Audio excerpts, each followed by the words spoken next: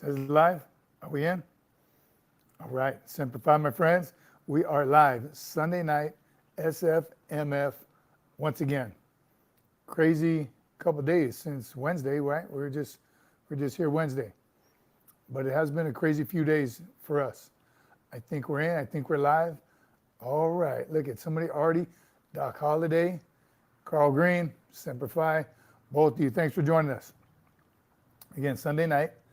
A little later for, what time is it? Latest on the East Coast. Hawaii time's early.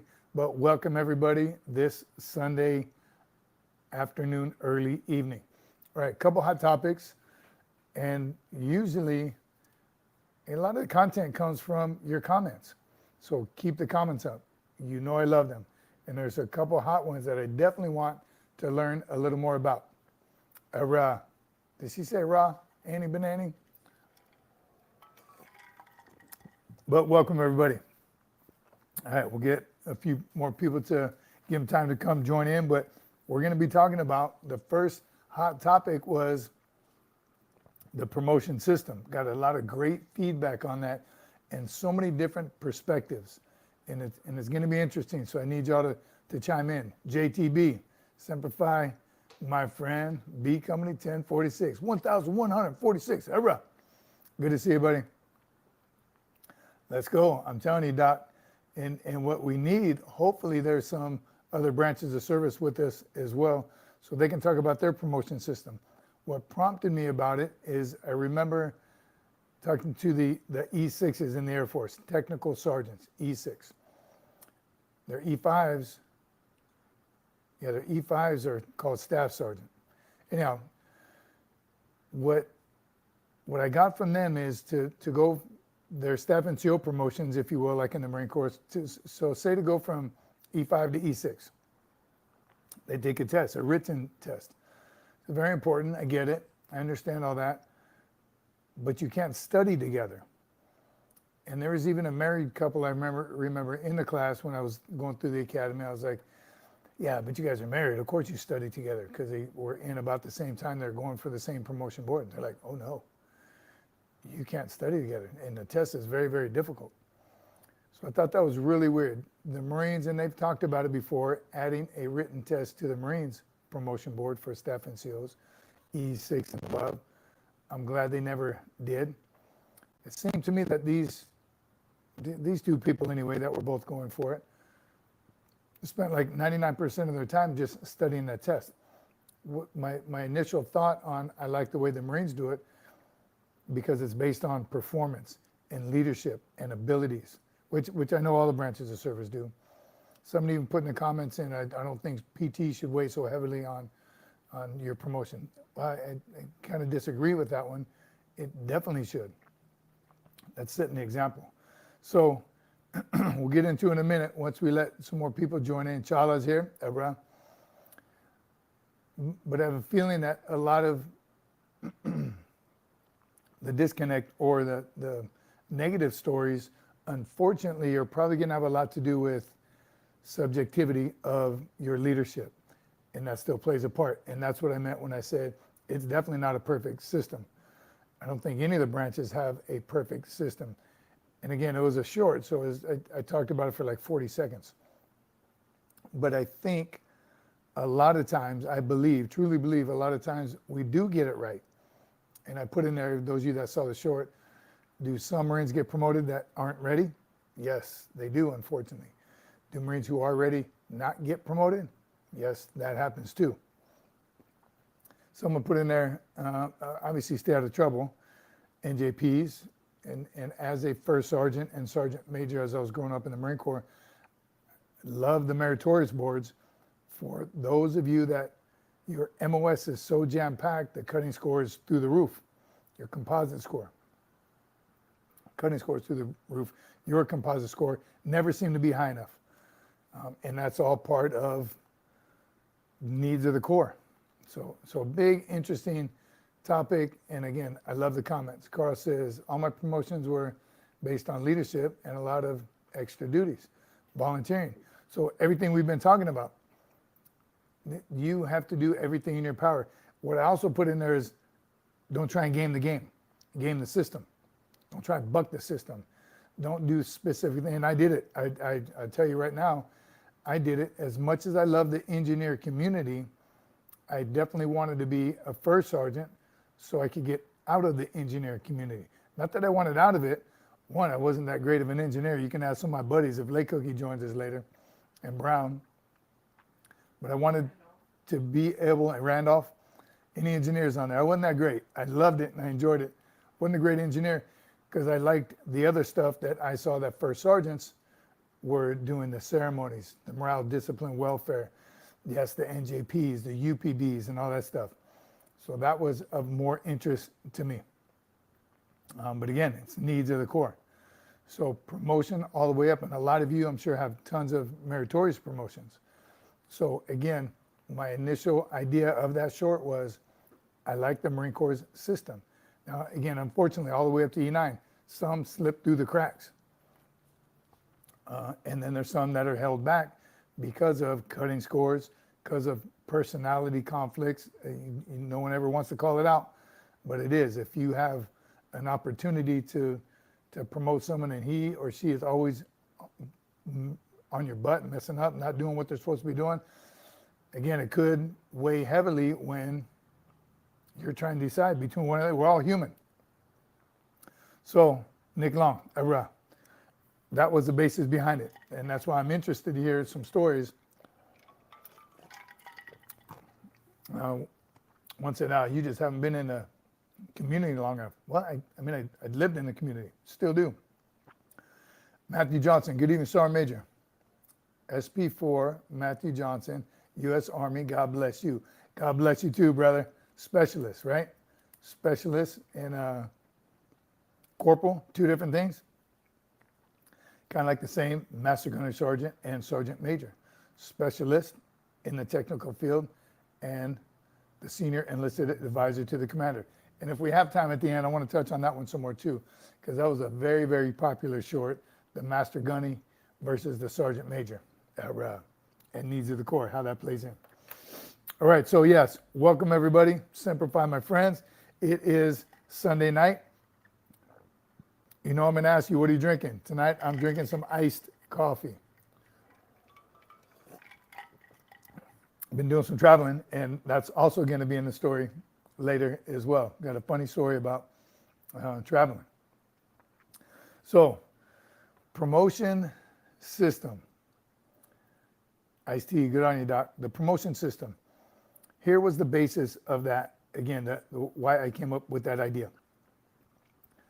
And I'm telling you, I didn't fly through the ranks for by no means, right? It took me, I got PFC in boot camp. If you remember the story, I was actually a contract PFC going into boot camp because I recruited 2 other kids. But in boot camp, I was a guy and I got meritoriously promoted. But to save that meritorious promotion, my senior drone instructor made a page 11 entry we talked about that said, this cadet, this recruit at the time, this Marine would be normally meritoriously promoted, but he's contract. So that saved him a meritorious promotion for someone else. Excuse me. So that was in boot camp. I get to the fleet, time of grade, time in service, Lance Corporal. From Lance Corporal to Corporal, I went up for 2 meritorious corporal boards. The first one I didn't get. The second one, same exact situation. I did win. They had 2 quotas, luckily, and I got the second quota. That's another story later on. But I did receive the quota, so I could have got meritoriously promoted to corporal. However, the same time I received the cutting score, time of grade, time in service, and my composite score matched the promotion for 1371 combat engineer. So the Sergeant Major then put the same exact page 11 entry in my SRB, my service record book, that said this Marine won 2nd place on the meritorious corporal board, so he will be promoted to corporal. However, his composite score came in, he has the cutting score, so we're going to promote him contract so that whoever took 3rd on that board just received a meritorious promotion because my cutting score came up. So stories like that is again the basis of my statement that I think the Marine Corps has the best system. Again, not perfect, but I think the best system so far. So here's where it gets good. From corporal to sergeant, it took me 6 years in the Marine Corps to pick up sergeant. So I was a corporal for about 4 years. Okay, I wasn't blazing through anything. I was doing everything I could, high PFT, high rifle score, or expert rifle score. I even had a pistol score as a corporal and a sergeant, so, and I was expert. MCIs, maxed them out. I didn't do off-duty education yet. I think I took like one class.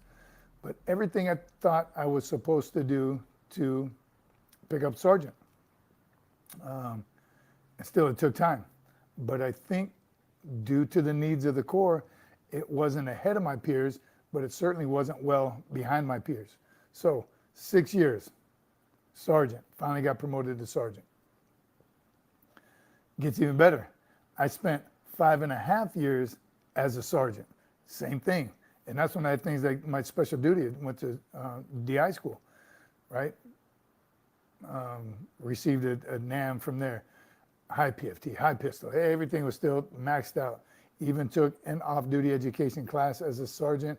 Went TAD numerous times, right? Did so much as a sergeant. Again, it was 5.5 years.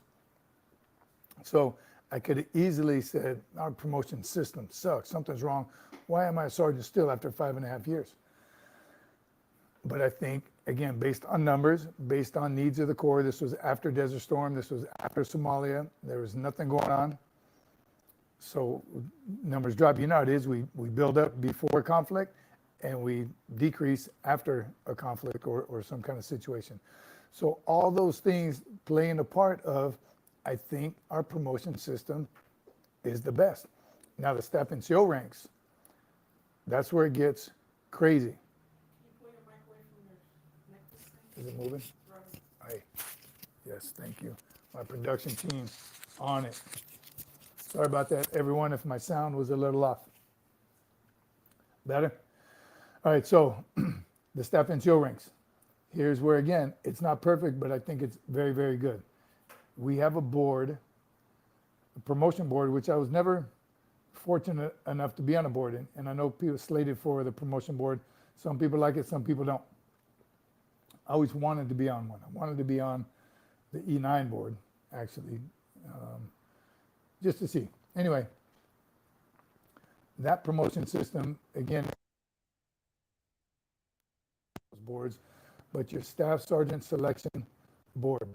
Now it's a photo. Now it's your entire SRB and your fitness reports. All those get scrutinized by senior staff NCO with an officer as the president of the board, and they go over your entire record from day one. Say again? With the photo up on the board.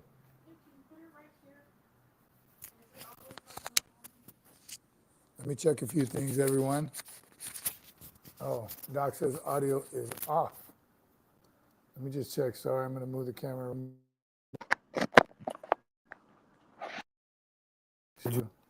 I'm sitting.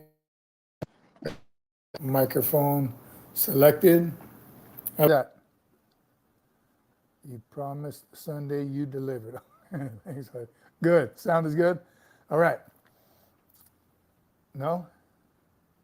Oh, okay. So sound should be good. Apologize. It's better now. Thanks, Frank. Okay, we're talking about the staff NCO promotion system. So that briefer is what they're called. That Sergeant Major Master Gunnery Sergeant is going to brief you in 3 minutes. Your picture pops up on the board in Charlie's. That's when we, you know, there's so they can see you. They got to see you, and they brief everything top to bottom, everything good and everything bad, if there is some bad stuff. Trends in your fitness reports, college education or colleges, everything. 3 minutes, not a long time. So those briefers are busy, working their butts off, and it's all top secret. Can't talk about it. And if you know or have worked with that Marine, then you can't even brief them because it's supposed to be non-subjective, 100%. So all that being said, I think it's a good system. I got selected, not deep selected or not ahead of my peers, but I got selected when I was supposed to. I truly believe that. The second half of my career went a whole lot faster than the first half, but that was the needs of the Corps at the time. 5 years as a sergeant was the norm back in the early 90s, when I was at late 80s, early 90s, when I was a sergeant. So nothing crazy. So some of the comments were stuff like, and I'll check them out here in a minute. Let me know what was so bad, what is so bad about our promotion system. And again, you got that hard charger that you know should be promoted, put him up, he's chasing the cutting score. The cutting score, the higher the more points he gets, the higher the cutting score goes. That's Marine math that somehow, some way they got to figure that out. Because who doesn't want young Marines, who doesn't want to be a corporal, and you'll be great ones. But you can't have an entire rifle platoon of corporals. Somebody's got to be in charge. So there is a system, and again, I think our system's pretty good the way it works out. There were times, I remember at one point, again in Desert Storm, because now we're all deployed. Next thing I knew, I was a corporal, but we had like 6 sergeants. There's not room in a platoon for 6 sergeants. So all those things have to be balanced out perfectly, so when you do deploy, you have the perfect setup. All right. How's the promotion system in 03, in the 03 community, or in 2003? 03 is, again, I spent many, about 10 years in the infantry. I remember mortarmen was always took them a long time to get promoted due to the cutting score. And the amount of 03 11s, just the amount alone, that could have a lot to do with the 03 community. So I never saw it as such a problem where our promotion system sucks and no one's getting promoted. I think it all, and I got to trust the system a little bit, because we're never way too heavy, meaning way too many NCOs, and we're never way too light. We did at one point, I had a platoon commander was a staff sergeant, so it's an officer community as well. So I think it balances out. The monitors, they have a lot to do with it. So when you say, I want to go to Hawaii, the monitor won't let me go. He's so mean. Well, there's a reason for that. And he can't have another sergeant check into Marine Corps Base Hawaii when he already has too many.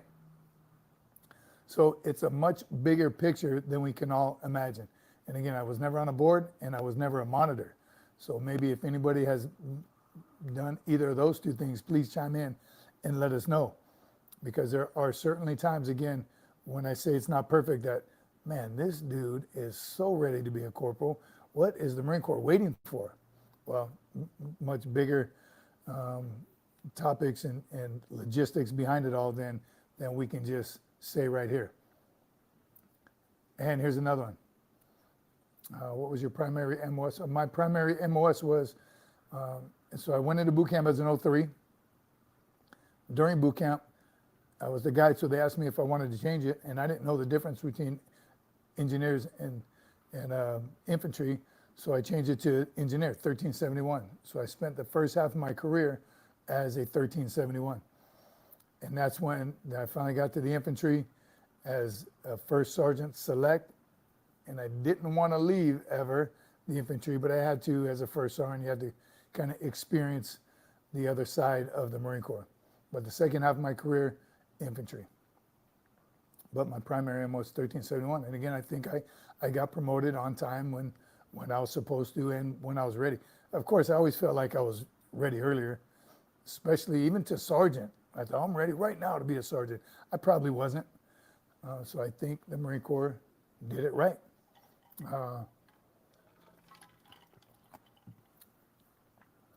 So the promotion system, again, in the Marine Corps, I think we're doing it right. I'm going to stand by that unless someone has some solid, not personal issues, because those do come up also. Yes, as I said, my producers asked me, 5.5 years as a sergeant. You tell me I wasn't ready for staff sergeant? I was positive I was, but numbers, needs of the Corps obviously takes precedence. And because I was ready to get out. And actually, and I don't know if I've ever shared this before, I planned on doing 4 years and getting out. met my wife, had a family, wasn't ready to get out when the time was, and that's another session also. Marine Corps football, all Marine team had a lot to do with that. And then of course, Desert Storm. So I was gonna do 8, and I could have easily got out after 8 because I wasn't getting promoted. I'd have been a sergeant. I was a sergeant after 8 years thinking, this sucks. Why am I gonna continue to do this? I know how to be a sergeant. I'm ready to be a staff sergeant, even a gunny. So if I had that attitude back then and wasn't patient, very aggressive, but I also had to learn how to be patient. So I could have easily got out after 8 years as a sergeant and probably would have been a little bitter. But it all worked out. All right, Bryce, I was convinced I was mediocre corporal. Mediocre corporal. NCOs are not mediocre. Same here. Carl, you with me? You hear what you picking up what I'm laying down? Here it says, just purchased 18 pints of, man, I'm having a hard time reading that. General purpose socks. I mean, if I have any hope for competing with my, yeah, it's a little far away. So the promotion system. All right. Again, good evening, everyone. Welcome Sunday night. As promised, yes, I did deliver. Sunday, we're traveling. I'm going to tell that story. If I forget later on, somebody remind me about our traveling story. But what are you drinking tonight? Somebody's drinking some iced tea. I'm drinking iced coffee. It is Sunday night, and you do have to work tomorrow.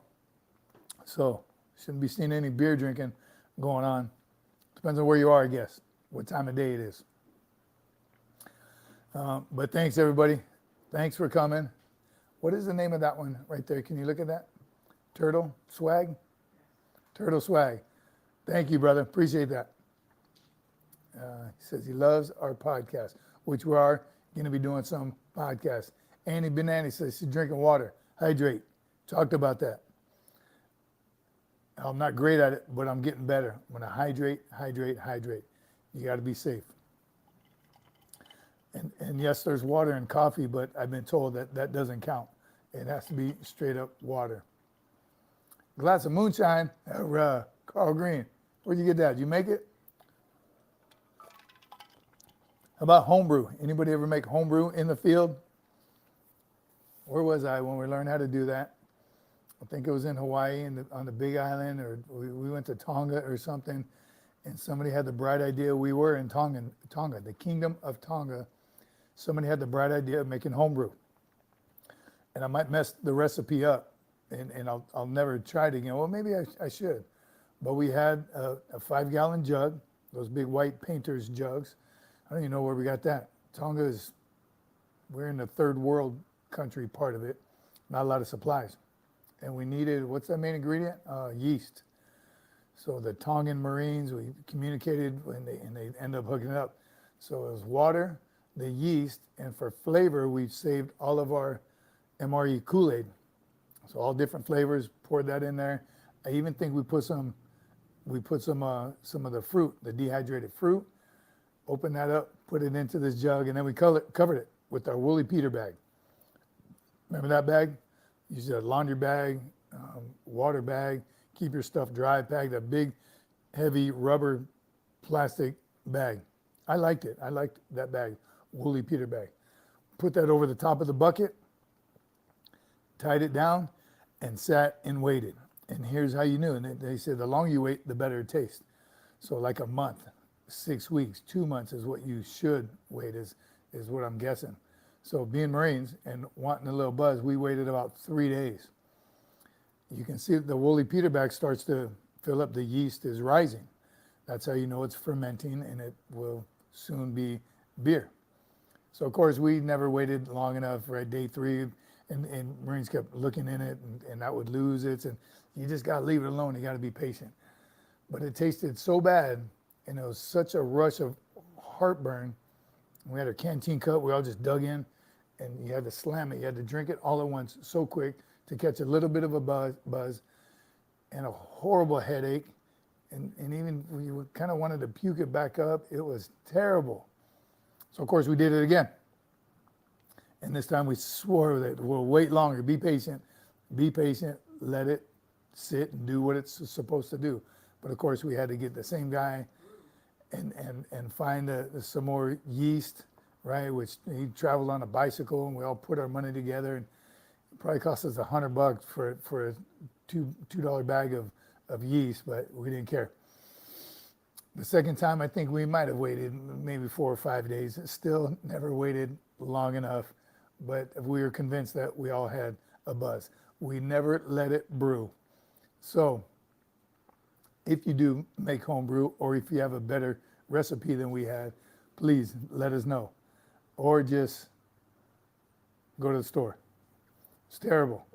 Remember, like after you drank it, and you felt your heart and your head. It was never cold either. I don't know. That probably has a lot to do with it. Obviously, we had no way to get ice in Tonga. Look at Brian Olea, Big O.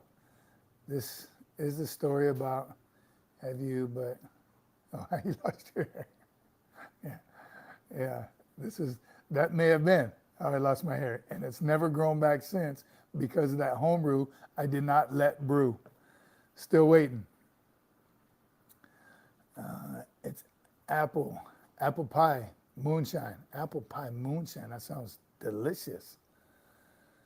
Smooth. How do you drink it? Over ice? I'm guessing over some ice. Apple pie moonshine. Again, it sounds delicious. Need to add sugar. I think Turtle Swag, I'm pretty sure we added sugar probably from the MREs and probably not enough. Fuels the fermentation. More sugar than Kool-Aid. Wow. You know, you put some sugar in some couple cups into Kool-Aid. Yeah, again, we didn't do ourselves any favor making that homebrew. Just over ice straight, or no hangover. Oh, all right. Just over ice. Say again. Oh, yeah. Bored Marines. So, you know, in the meantime, while we were waiting, we were, of course, fighting, wrestling, throwing rocks, right, trying to catch wild animals. Tonga was a great deployment. It really was. We learned a lot how to live off the land. We did run out of MREs. I ate more coconuts in those 6 weeks I ever had in my life, and learned how to shuck them pretty quick, bust them open, drink the milk, which still, I want to enjoy coconut milk. I wish I liked it, especially nowadays. Everybody makes it. Still just doesn't hit the spot over ice. I haven't found a good coconut milk drink that I just absolutely love. But I love coconut. I love coconut flakes. I love coconut scent. Everything coconut, but just that straight coconut milk straight out of the. And I say, oh, it's so sweet right out of the coconut. Not feeling it. The coconut meat now and the big, thick, those are good. Love that. But yeah, bored Marines. Jungle survival, absolutely. That's live off the land. We caught all kinds of different weird animals. We even had a jackfruit is in Tonga, the big, ugly, sticky, pokey one. Bananas. Not too many wild animals that I can remember. Fish. We had a whole lot of fish. They had a bunch of creeks nearby. Tongans. They catch a fish, they wrap it up in a banana leaf, throw it in a fire, cook the whole thing. They don't gut it, they don't do anything. It's delicious. They put some of their own spices and stuff on it, stuff they get from the land. But they take that stuff out after it's cooked. So still got to be careful with the urine and the liver. Maybe you don't want to bust anything out. So that's when they slice it, open up, take all the insides out, and then eat the whole thing. Pretty delicious. But it's again, that's their custom. That's what they're used to. That's how they been doing it for centuries. Loved it. Learned a lot there. Michael's Drones, RCs and Knives. Welcome, brother. Good to see you. What does Jared say?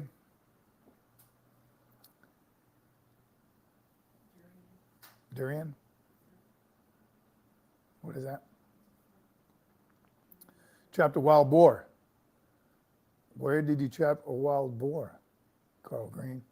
And we did a couple field deployments on Oh, is that the name of that fruit? Durian? Ever tried it? I think maybe, Jared, I think maybe we had. That sounds familiar. Is that big, gigantic, green, weird shape with all the pokies on it? I was thinking maybe I got it mixed up with jackfruit fruit. It's another pokey fruit, so it might be the one I'm thinking of. The fruit, yeah. Who? Michael Jones, RCs and Knives, you're late, but you're here. Don't ever apologize for being late. Just glad you make it. Shout out to you, brother. Good to see you, always. Carl says, in the Philippines. Yeah, that sounds about right. The sticky one, yep. Nasty, yes. Chala says, shout out support team behind the scenes. You know, Chala, I can't do this without them. And we always have a fun conversation about it too. Usually during, before, and especially after. We work it out. It's awesome. Fruit like jelly. I think so. I think it was. Great stories, man. We haven't talked a whole lot about deployments to weird places like that. Philippines, Thailand, Korea, Tonga. I think we went there twice to Tonga, training with the Tongan Marines. Those are some hardcore individuals. And it's just every one of them, every single one of them is in great shape. They live off the land. They land nav like, okay, you go, you walk about 2 clicks, turn right at the white horse, and then after you pass the horse, watch out for the bull because he'll be coming around the corner. We'll go to the third creek with a big rock. I mean, that's their land. They live there. They love it. They know it. And they land nav off the terrain association. And it's amazing because we got that way after a while. They do even leave it's so dark over there and there's so many palm trees and there's 350 islands in the kingdom of Tonga. Some islands were so close we could walk to. Of course, in the water, kind of wade to it. And the island was no bigger than maybe 40 foot across in a weird shape. They all had tons of palm trees. So that's why we ate so many coconut.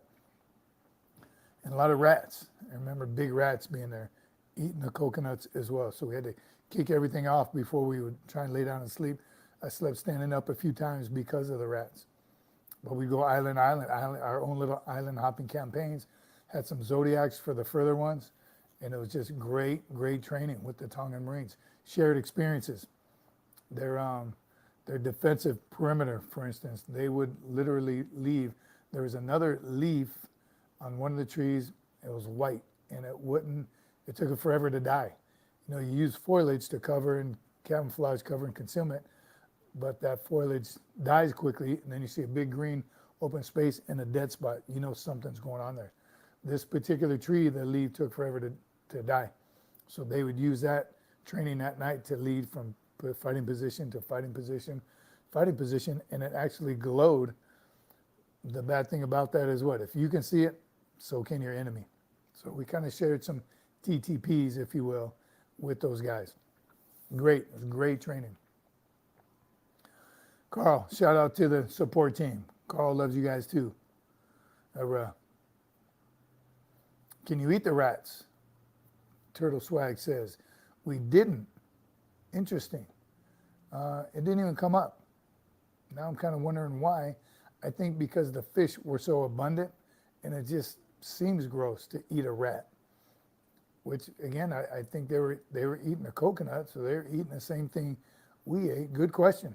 We didn't. We never did. But they were big. I'm talking they were, and the first time we got overtaken by them, and they were running all over your body, freaking out, and they would climb up. I don't think anybody got bit or anything. We would just leave that island, let them be. And you can tell as soon as you walked on an island, it was full of eaten coconuts, destroyed coconuts. So we'd move on. We didn't kill them. We didn't shoot them. We're waiting for that question. We just left them alone. Makes sense. Why eat the rats when you have tons of fish? The fish, I'm telling you, learned a bunch of ways to catch fish too, even with their hands, spears, 550 cord with a hook that we made out of just whatever we possibly could. Catching the small fish, nets, catch small fish for bait. We tried plants and coconut and other things for bait. But again, learned a lot from those guys. The Tongan Marines, pretty amazing. Again, third world country, no paved roads, very few vehicles. The king lives large. He's got a big castle. Locals not too fond of him. I can remember because he was living large and nobody else really was. So they were making it happen. Catching fish with hands. How? So right on the shore, turtle swag, just like you see people just diving in. You ever see them catch catfish? Put their hand in those caves and pull out a huge catfish. So something like that. And they're on the creeks. I remember there were so many. You just kind of bash them in the head as they're swimming by. But the fish was our main source. And of course, the MREs we did have, the Tongan Marines wanted them. So we easily trade some MREs for some fish. You know, Marines, again, MREs aren't bad. And I've even done a video and a couple shorts about MREs. I've always liked them, never disliked them. There's obviously some that are better than others. Depends on how you're eating them, if you're warming them up, if you're taking the time, if you're doing the things to prepare and putting the sauces. Always a Marine with some hot sauce, somewhere some seasoned salt. What was that seasoned salt that everyone, a good field kit would include? Tabasco and Lowry's seasoning salt. Something to enhance the flavor. I liked them all. I told you my favorite was omelet with ham. Excuse me, nobody liked omelet with ham. That's why it was easy to get. And they had that big cookie in there, called it the sharpening stone. Big, dry, cinnamon sugar cookie or something. I loved it. That one was good. The omelet with ham was good. Chicken a la king. I know today they got tons of all kinds of vegetarian ones, vegan ones, and who knows what they have. Even all the condiments are great, too. Tuna casserole, Big O's favorite. Love some MREs, I really do. Now, you eat them for a couple months. Desert Storm, we ate them for months and months. Clearly, you get tired of them. Even at some point, I remember in Desert Storm, we were there so long, just cut the bag in half. And I would empty all the contents in one of the halves. All of it. Everything that was in that MRE, no matter what it was. Beef stew, every packet I would open up to include the bubble gum. Everything in it, just mix it up and just eat it to try to get something a little bit different after eating MREs for so long. But they're not bad. Charles says, what would you usually trade from your MREs with other Marines? Cheese. Cheese is golden out there. Then they got jalapeno cheese. Charles is asking, what kind of stuff do you trade? Cheese is king. Peanut butter, then they had chocolate peanut butter. Again, there's so many good things now. I don't know if I'm sure trading still goes on, but cheese and crackers was always good. Main meals, it depends. People liked the 5 fingers of death, they called it, the hot dogs. I never was a fan of those. Chili mac was always good. Spaghetti, but some good trading items. Skittles, M&Ms. They had M&Ms for the longest time, and they're shelf stable, but M&Ms do get old. Now, again, they are all kinds of shelf stable candy that lasts forever. They had the shelf stable bread. Terrible. Never liked the bread. Unless you had 2 or 3 cheese packets or even peanut butter. Something to help offset the bland taste of that bread. Cut it in half, make a sandwich, depending on what your meal is. So there's some things you can do with the bread, but you definitely had to do something to it. What's the best dessert, MRE? Desserts, cookies, right? They have, again, all kinds now, the chocolate chip cookies, white chocolate chip cookies. Pound cakes, how about the pound cakes? My favorite was a poppy pound cake, lemon pound cake, fruit. They even have protein shakes now, cappuccino, all kinds of stuff. Yeah, I'm telling you, Charms. Big O talked about the Charms. I couldn't think of the name of it. The Charms were good. It was a packet of about 12 individually wrapped Charms. Legend has it, if you eat them, it's going to rain. So Charms, if you're going to eat them, you had to hide it. And everyone knew that you did eat them because it would rain as soon as you ate them. Was there a specific color? Oatmeal eraser bar. That's the bar I'm talking about. Love that bar. That was delicious. Called it the sharpening stone. Pound cakes were the best. I like them also. Snickerdoodle cookie. Yes, the Snickerdoodle cookie was delicious. And they're big. They're big too. What about the Kool-Aid? Anybody like the Kool-Aid? Now again, they have all the cappuccinos, the protein powders, coffee. Here's what I did with the coffee. And it started in Desert Storm. So bottled waters, my first experience with bottled waters, and they had the big ones.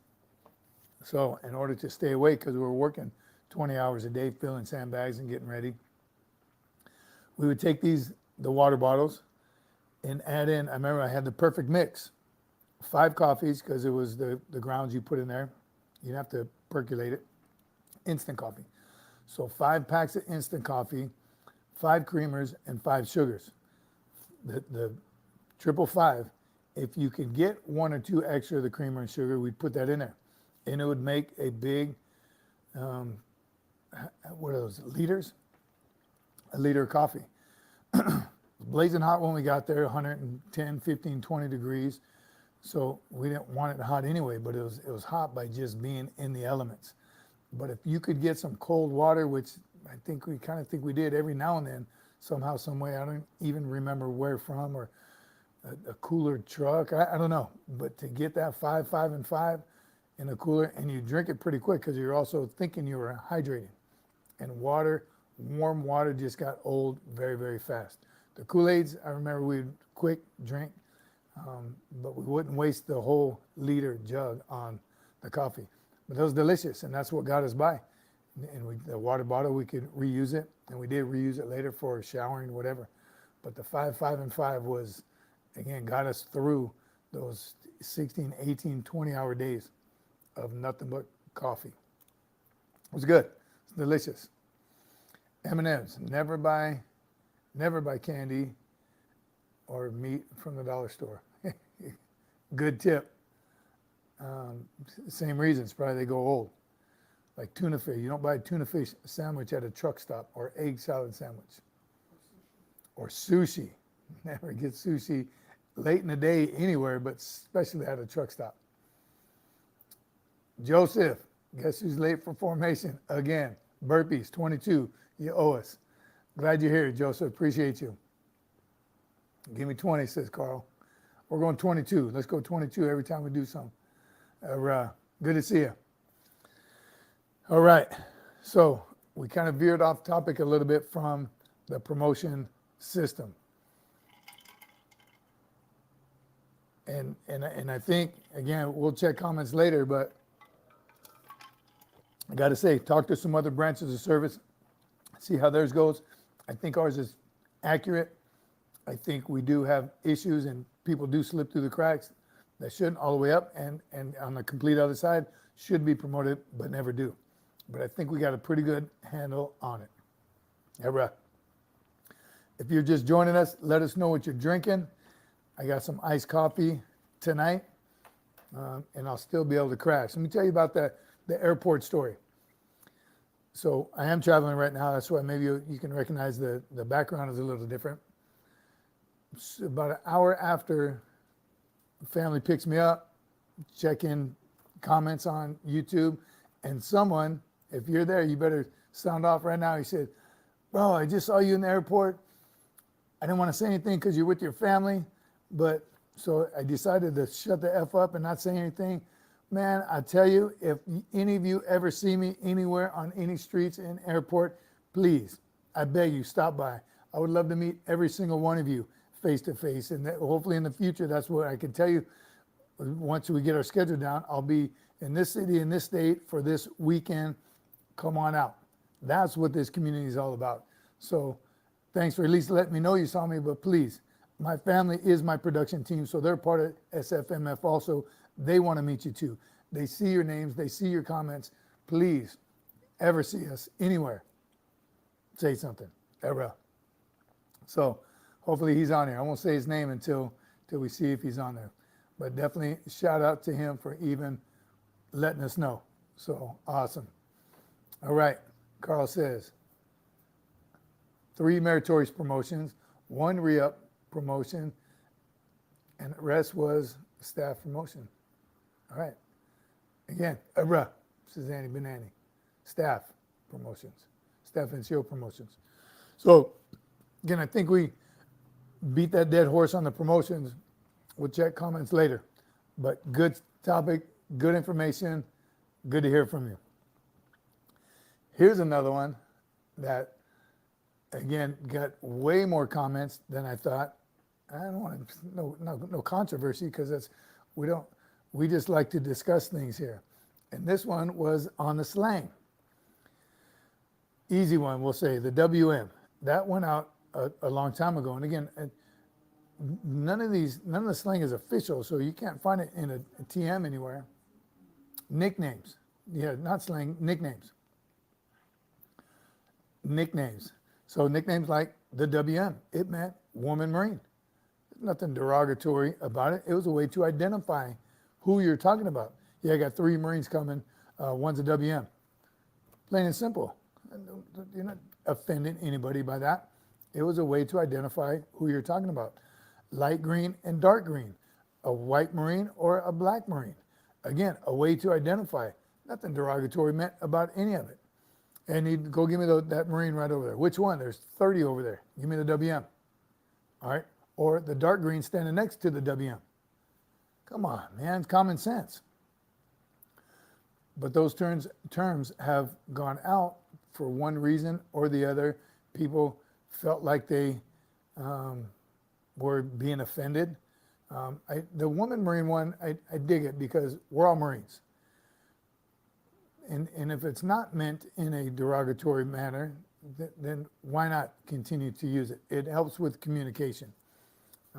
But those, again, I haven't heard in decades. That was the point of that short. Terms we don't use anymore. Haven't heard dark green or light green. Now, we may have said it and jokingly, but it's not a common phrase. And here's how I know it's not common. My daughter's been in for 6 years now, going on her 7th year.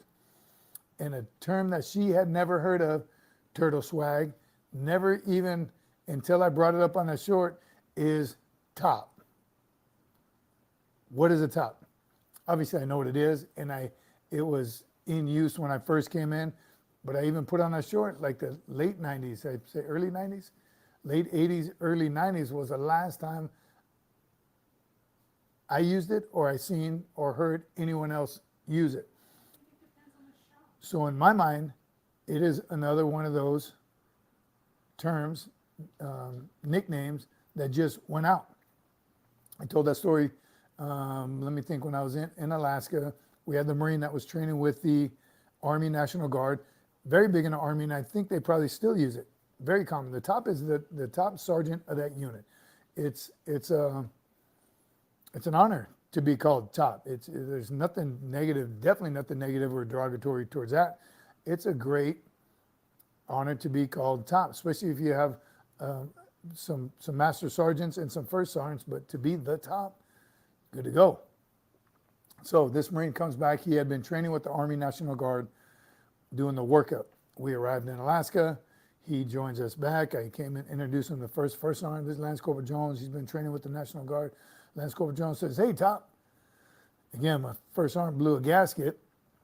And he said, "You ever call me that again, I'll rip your face off." And again, it's a pretty intense minute. So that's, again, I think that was probably the last time. That had to be early 90s. I was a staff sergeant, so 95 maybe. I don't know. So again, and since then, and someone said, "Well, it's just an infantry thing." I've been in the infantry the last 10 years. It doesn't get used. I've been, it's been about 10 years ago, but I spent plenty of time in the infantry. Spent time in the air wing, right? Air station and air facility. Never heard anyone use it. Again, not that, ooh, he said top. It just doesn't get used from what I remember. So let me know. In the comments were like, he doesn't know what he's talking about. We still use it every day. We still use dark green and light green.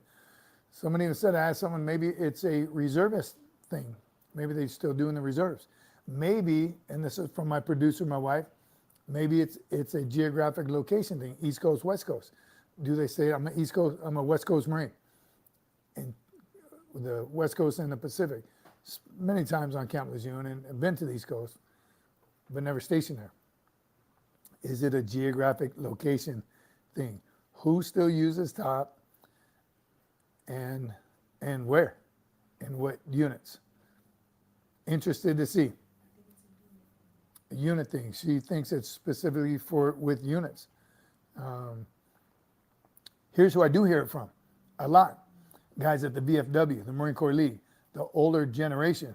Yeah, I remember we had Top Jones. He was and I've been called top by those same guys. I've been called Sarge and everything else, but that's the old Corps.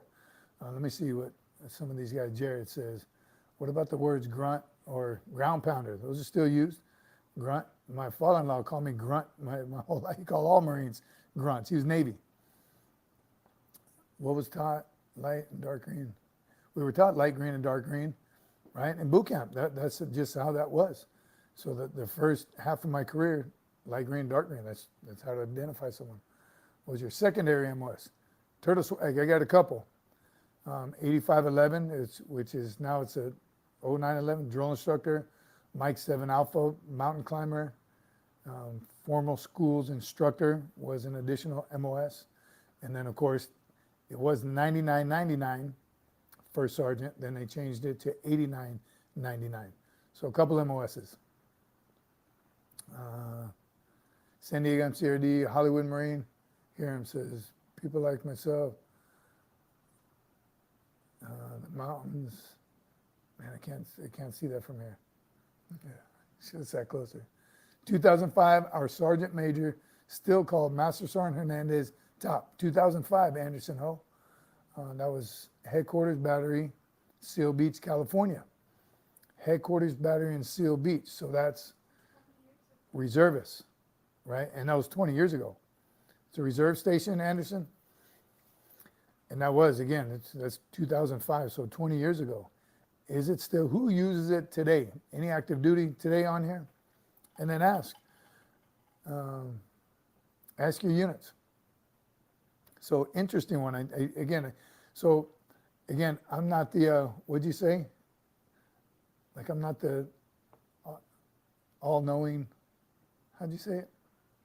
The authority. I'm not the authority on any of this. So the topics we talk about here are things through experience, through my experience now, over 35 years since I put on the uniform for the first time. So those are all lessons learned throughout my entire career, entire life as a Marine. You got my stories as time, it's no thing. Oh, yeah, a bunch of stories, Turtle Swag. Loved, the 0911 drill instructor, yes. Yeah, watch some shorts, Turtle Swag. Always talking about boot camp, because again, that's that commonality all of us have, all active duty Marines have. We need to get some sergeant instructors from OCS on here to hear some of those stories, see how they compare. OCS ain't easy. So I'd like to have some prior drill instructors, became sergeant instructors. I'd like them to tell some OCS stories, but tons of boot camp stories, sometimes too many. What is it? I think my favorite story, the one you made on the short about the Firewatch recruit giving you account for the UA. The UA, that one was a popular story. And that was a duty hat. I'm trying to remember what platoon it was. It wasn't JTB's, but he was giving me the count, right? It was early on, so we have him give us a count throughout the night, so we know that no one is running away. We still got the count. And again, I wish I remember how far into training. I had to be first phase still. Crew banged on the hatch. So the count on deck is 88 United States Marine Corps recruits. I was like, get out of here, go away, I'm trying to sleep. Came back like 30 seconds later, boom, boom, banged on the hatch. And it was late, it was after taps. Lights are out, and to turn lights on, when you're on the depot, you got to get approval from Congress. Once the lights go out, they got to stay out. Hopefully it's still like that. So this recruit, the fire watch, banged on the hatch again. Bam, bam, bam. So the count on deck is 88 United States Marine Corps recruits. I was like, all right, I heard you the first time, go away. Although we had told him, make sure you report on the hour.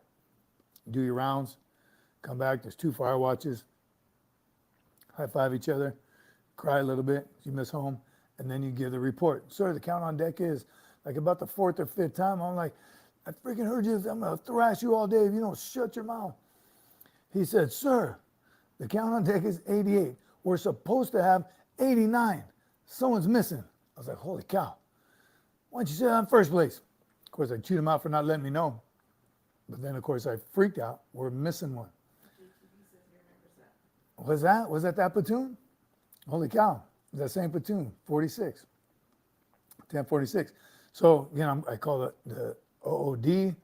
I don't even remember who I called, but when the duty hut, this was before cell phones, called the duty hut. He's like, turn the lights on, get accountability. And I was like, wow, I get to turn the lights on. It was well after taps.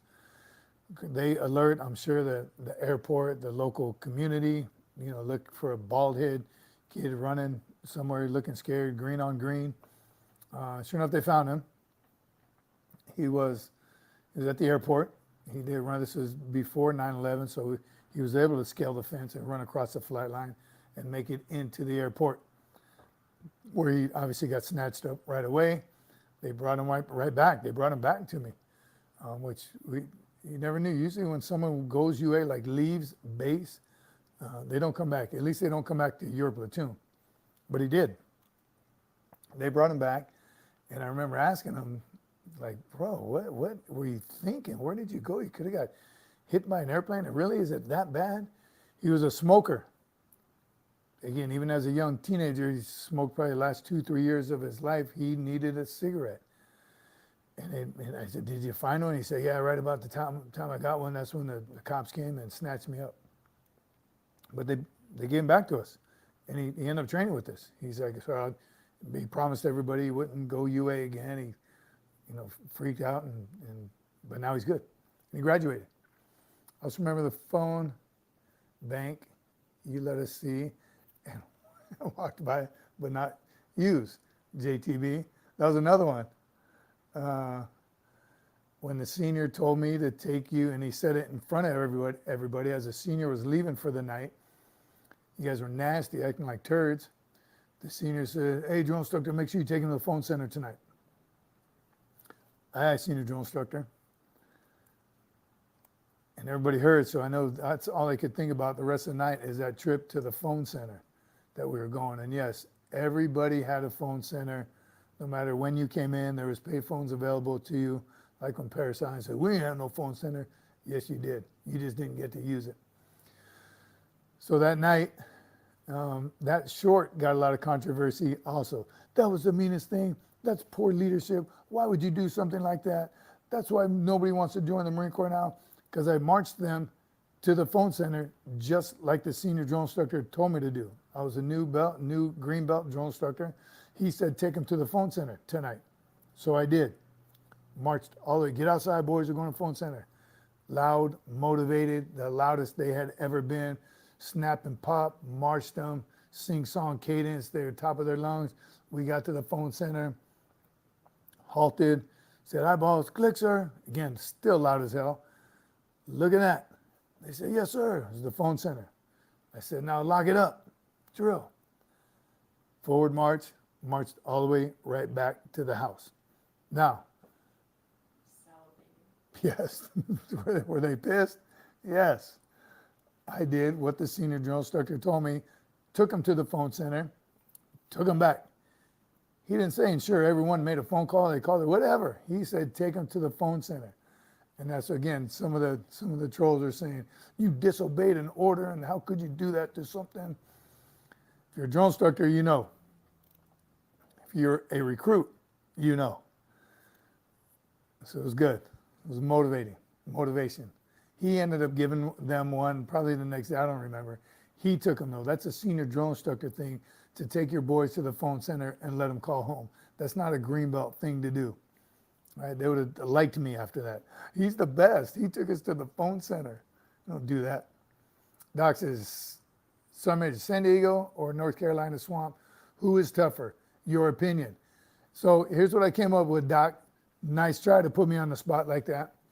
Here's who I think is the only person that can actually give a credibility answer to that.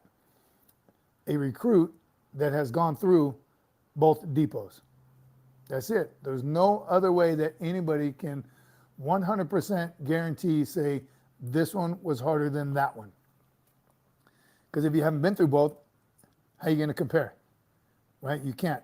Off of what we think, and I know a lot of Marines they were a recruit at one depot and a drone instructor at the other. That's an even closer comparison, but it's not the 100% guarantee.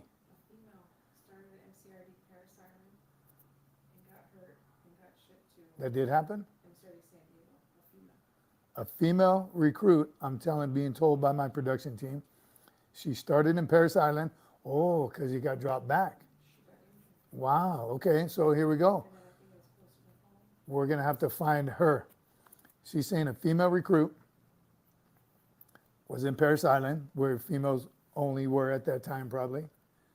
Oh, it didn't matter. For whatever reason, she started her training MCRD Parris Island, right, with the swamps and the sand fleas and the heat. She got injured. What happens when you get injured? You get dropped back to, depends on the injury, of course, but she probably got dropped to, they still call it MRP, Medical Rehab Platoon, Rehabilitation Platoon, MRP.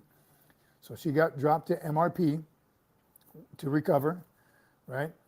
Goldman, if he ever gets on you, we'll tell him about his multiple trips to MRP. But in MRP, you're still training from whatever you can do, still boning up on knowledge and go to chow. You're still a recruit, but you're just injured, right? Might be on crutches, might be in a wheelchair, whatever your injury is, in a cast. So she's telling me that once this recruit healed, she went back to training, but she went to San Diego, where the gigantic mountains are, right? Where you got to climb up the Mount Mother and the Reaper, the hard boot camp.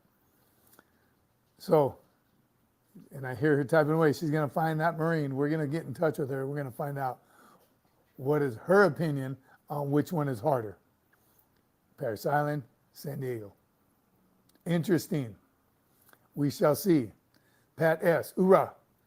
Good to see you, Marine. Good to see you, Pat. Thanks for joining us. URAH. PCP still exists? That's what Jared's asking. I would like to know that also. They probably call it something different now because we don't want to hurt anyone's feelings, but we call it pork chop platoon. Yes, that's for the big bodies. Yes, the fat ones. You show up to boot camp overweight, which recruiters, how is that possible? But they do show up to boot camp overweight. If they don't meet the height and weight standards, they get dropped to PCP, Physical Conditioning Platoon, AKA pork chop platoon. Big red stripes, do they even do the big red stripes on the shirts? If you're overweight, they painted 2 big red stripes on below and above your platoon number. That's to let everyone know, the chow hall know, that that's a half rations recruit. He didn't get the skin on the chicken. You don't get no dessert. And then on the other complete other side,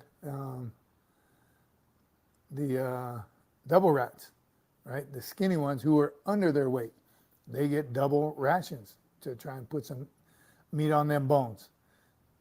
They normally get stronger. They get some muscle. They usually end up gaining some weight. Jared said, I was a double rat.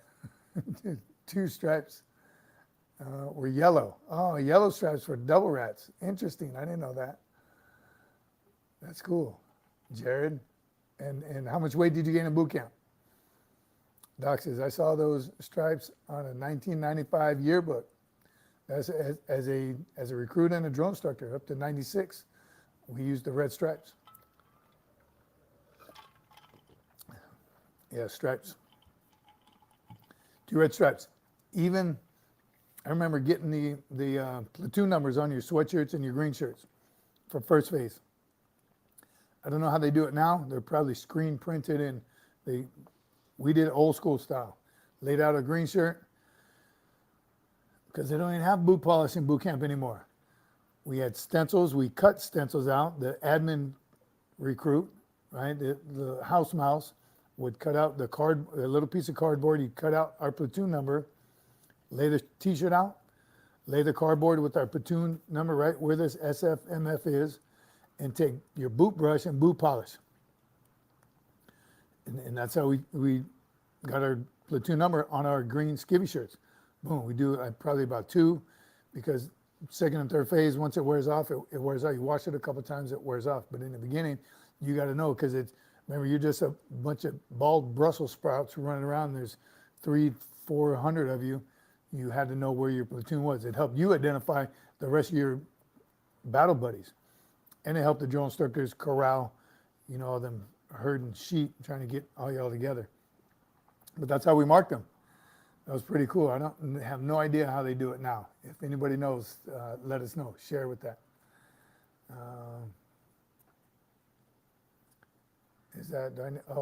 There you go. Look at the comments right now from the production team. Lance Corporal Kylie Hathaway, as of 2022, Task MCRD San Diego was injured and given option to recover with female recovery platoon at MCRD Parris Island. Yeah? It says Parris Island. She was given the option. Because that's where the female recovery platoon is, only on Parris Island. So they have a female recovery platoon, a female MRP is in Parris Island. So she recovered and then went to San Diego? No, she started at San Diego. I think she broke her. Oh, so I had it backwards. Okay, I got it. Yeah. Okay, so we got it backwards. So she started in San Diego. That makes a lot more sense. So she started in San Diego because there's female recruits now in San Diego. So she started there, got injured, but the female recovery platoon, the female MRP, medical rehab platoon, if it's still called that, is in Parris Island. That's the only place they do it. So to recover, they sent her to Parris Island. So, man, should I ask you earlier, did it say how long in training? When did she injure herself? She'll take a look. So if it's a couple days, I don't know if we can take her opinion on it, but if she spent a few weeks in San Diego, She said they're equally hard. she said they're equally hard. Come on. What kind of answer is that? What kind of politically correct answer is that? We know San Diego's harder, but she did both. So maybe later, once she's been a Marine for a while and she feels 2 weeks to graduation. no way. Broke her tibia. Wow, 2 weeks to graduation. So 4, 8, 10 weeks into training, broke her tibia. Wow, how'd she do that? Does it say? Obstacle? On the crucible. I don't know. Oh, but probably 2 weeks of graduation. Wow. So 8, 10 weeks into training at San Diego, injured, then go to Parris Island. So that's a hard judge anyway, because she's almost a Marine, right? So she, she got treated differently in the MRP, first of all, because you're rehabbing, and she had done everything to include most of probably the crucible. She's going to be a Marine in 2 weeks. So we'll still give her the benefit of the doubt. She said they're equally hard. So, interesting. Birdman, 357. Good evening, brother. Doing great tonight. Sunday night. It is a Sunday night. So far, we talked about the promotion system. We talked about 2 shorts that I did that had a lot of comments. Promotion system and nicknames like Top, WM, Dark Green Marine, Light Green Marine. There was a couple more in the comments, and I'll think of them as they go. Besides the Leatherneck, Devil Dog, Jarhead, the Killer, a whole bunch of them. We were talking about the ones that Gyrene. That was a one that came up quite a bit, and it's a mix between GI and Marine. GI, we're all called GIs, government issue. That's where GI comes from, government issue. So they would combine the two, government issue with Marine. Skate. I may have been called skate before, even by my wife. Again, I wish John Brown or Mike Laycock or Robles or even Randolph, they could probably attest to I was a little bit of a skate. I mastered it. I've been why you were sergeant for 20 years. And it might have been why I was a sergeant for so long. I definitely found the smarter way. Smarter, not harder, is how I like to put it. But I might have skated a few times. Those of you that don't know, a skate is, I don't want to say a slacker, but someone who finds the best way to do things, in my own defense. All right, so again, welcome everybody. Great topics, great community. Those of you who missed the airport story, one of our followers, our subscribers, saw us in the airport. Say something. If you see me, say something. All right. Here's another recent topic, and if you know more about it, let me know. This one it was one of those where I had to scratch my head on this one. D-Day, Normandy. Tons of movies about it, right? My favorite being with Tom Hanks, Saving Private Ryan. Great movie, in my opinion. I got to believe it's pretty accurate. I wasn't there, so I don't know, but it seemed pretty accurate to me. Even the conversations that they would have, losing fellow soldiers, all Army. I like watching Army movies as well. Of course, I'm very biased, but I did like Saving Private Ryan and D-Day and the landing. Oh no, I need some juice over here. So I just read, my wife shared it with me, that they're doing a commemoration on Omaha Beach,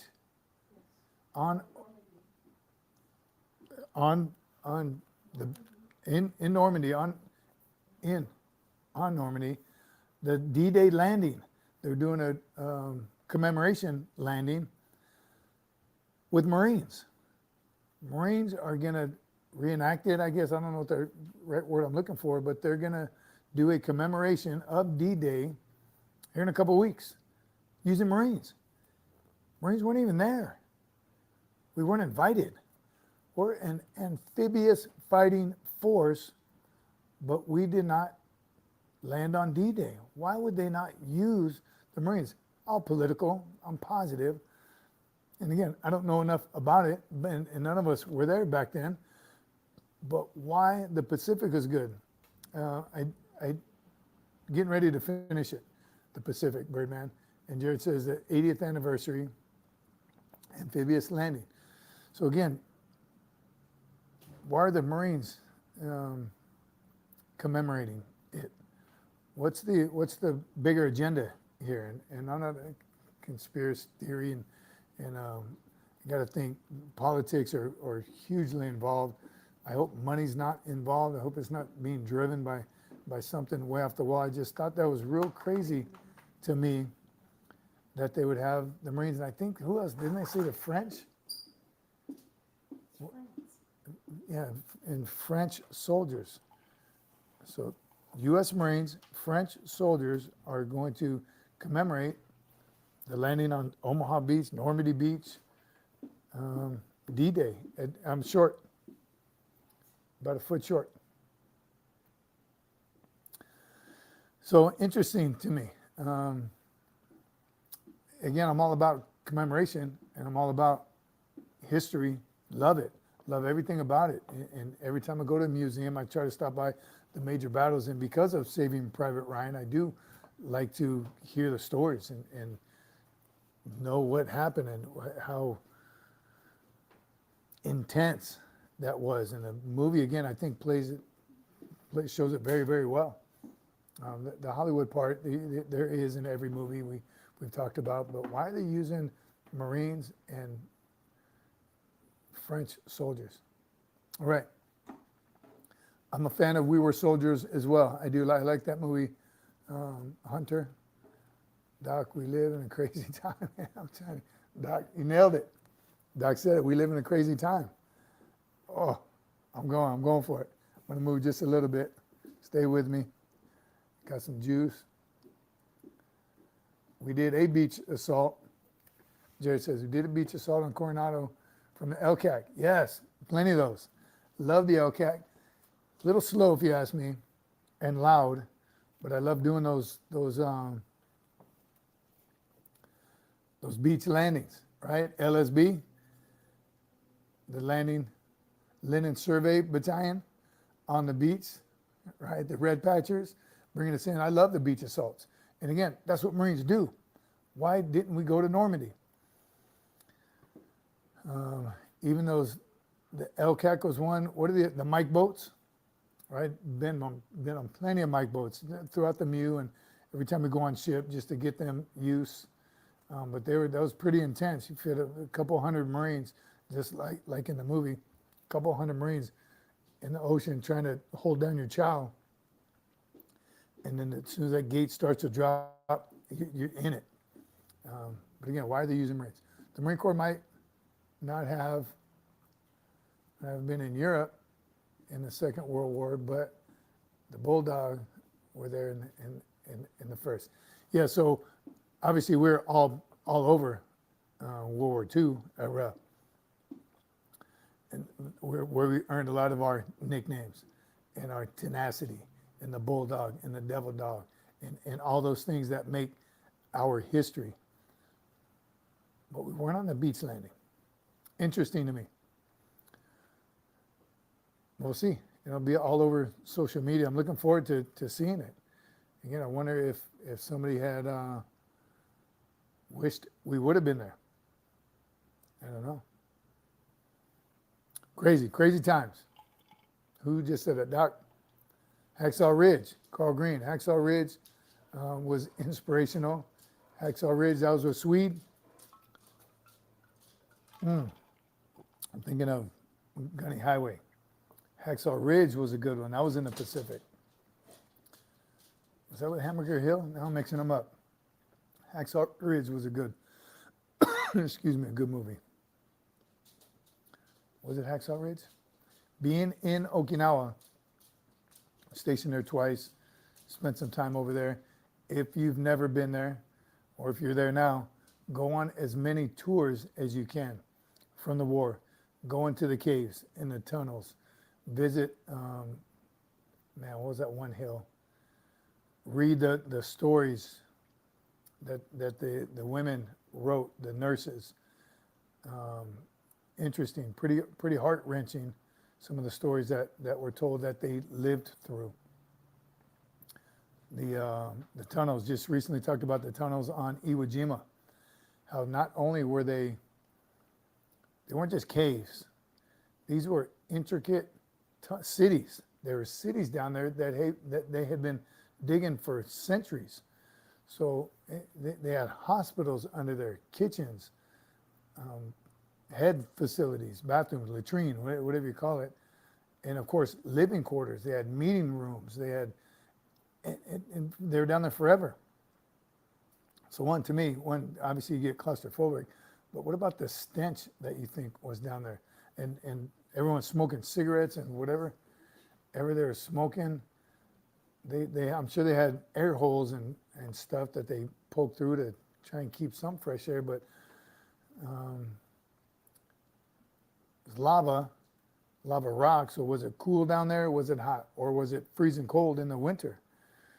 But living down there. And again, how we bombed the heck out of them, but it did nothing because it was meters below ground. Interesting to me. But if you ever get there, Iwo Jima is another one that is, you can't go there just as a tourist and visit. Did you do the Time Lapse tour? Yes, in Iwo Jima or Okinawa. Okinawa, we toured the tunnels in Okinawa. So I'm telling you, get on one of those tours. And I wish I remember the name. If anybody remembers the name of any of those tours, find out. Here's when I did it.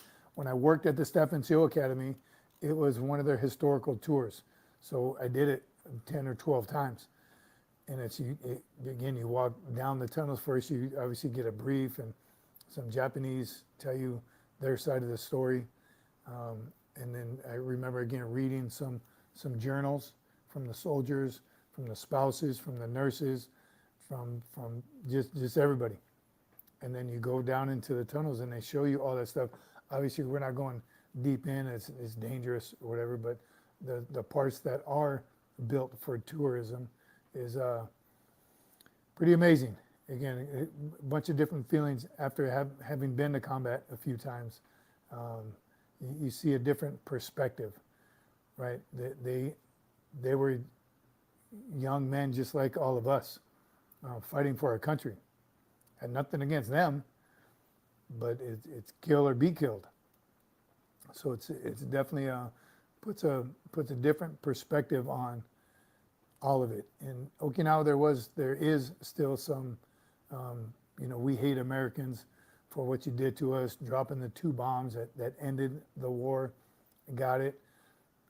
But overall, again, we're of course allies now, and we've given Iwo Jima back. We work with the Japanese National Defense Force. We do plenty of interoperable training with them. So great allies to have, and there's history that dates back.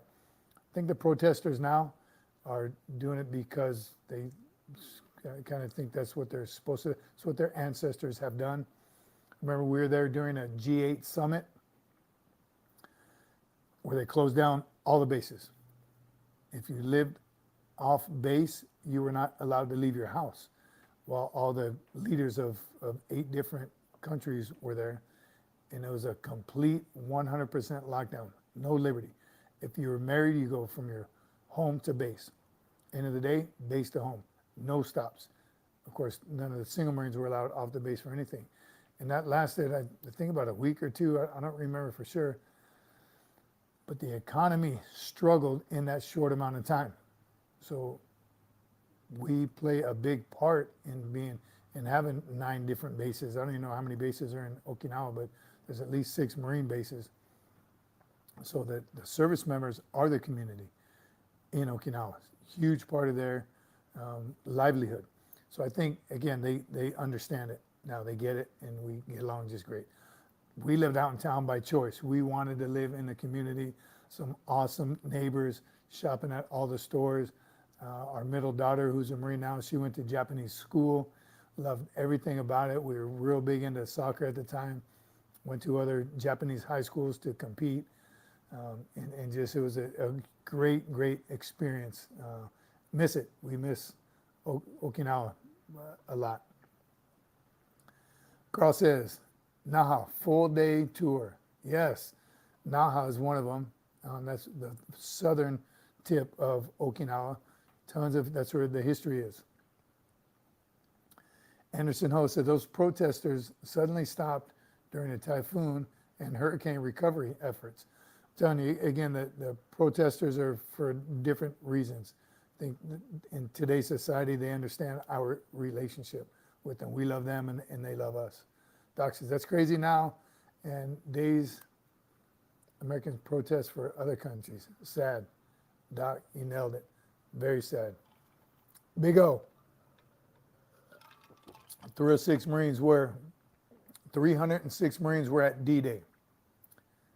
General Eisenhower complained if he let the Corps participate, they would have taken credit for the success of the entire operation.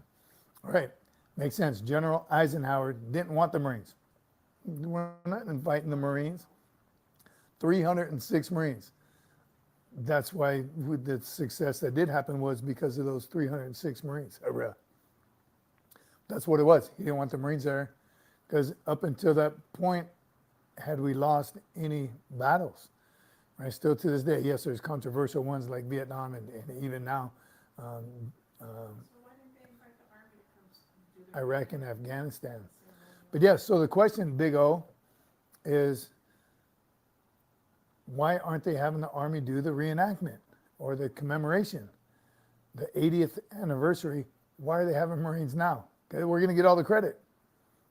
Again, where's General Eisenhower now? What's he got to say about it? 80 years. Took them 80 years to plan it, and they couldn't get a big army to do it.